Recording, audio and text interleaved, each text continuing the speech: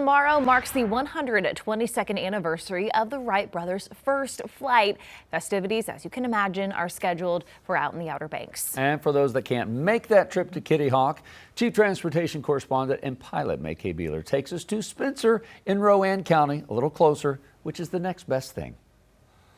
We're here at the North Carolina Transportation Museum with a remarkable replica of the Wright Flyer. Now, you know, the first powered flight took place back in 1903 by Orville Wright. Now, both he and his brother Wilbur, they took turns with the test flights and landed in the history books. But, you know, part of the original airplane, parts of it landed in outer space.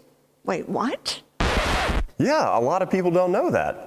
Xavier Klonowski is in charge of collections at the North Carolina Transportation Museum, where the Wright Flyer is a favorite with visitors. So this is a 1-1 replica of the first Wright Flyer.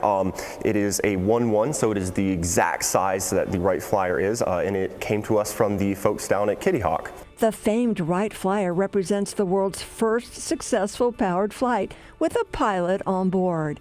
It flew 120 feet in 12 seconds with Orville at the flight controls at a speed of 6.8 miles per hour across the ground. The flying machine that launched the space age by a quarter mile has since soared into history on the Red Planet. And liftoff. A piece of its fiber made the 300 million mile journey, hitching a ride aboard NASA's Perseverance rover.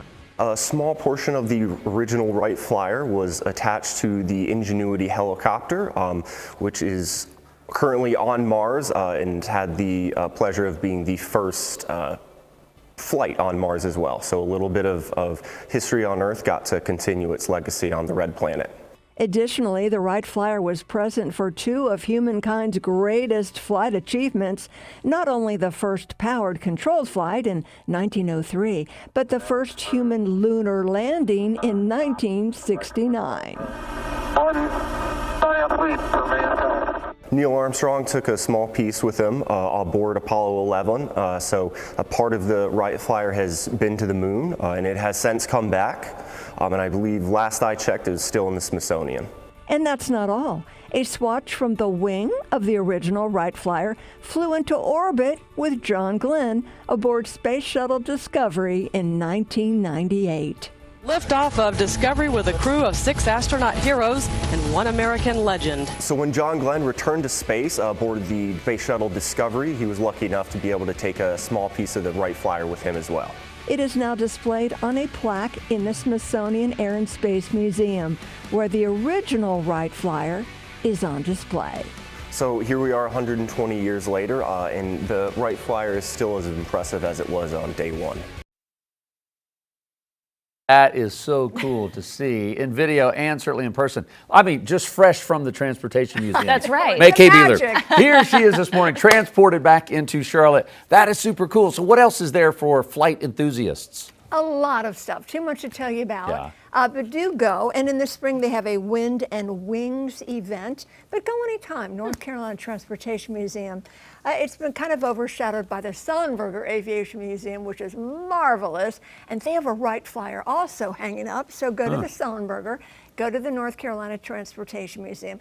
A lot of people don't know there are 2 other aviation museums at 2 other airports. One at Hickory Regional Airport. They're building a new one. That's not ready yet, but the old one is there.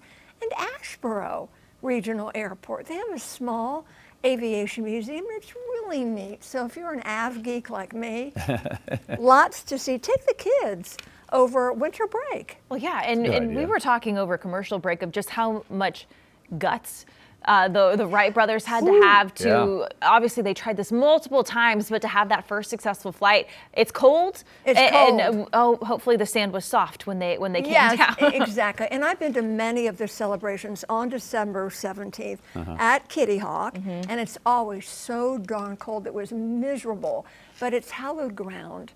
It just feels so cool to be there. So I won't be there tomorrow. But for those of you who can go, it starts early in the morning at 8:30. Oh, okay. They have a celebration going on there at the National Park. Anyway, how exciting is that? 122 years tomorrow. Look where we are now. We're getting ready to go to the moon again. Yeah. It's incredible. Artemis, Thank into you. February. Thankful Move for those bye-bye. brothers. Yes, we for are. sure. Thank you, May Kay. Thank you. Appreciate that. Queen City News Plus. Just search Queen City News on your smart TV's app store.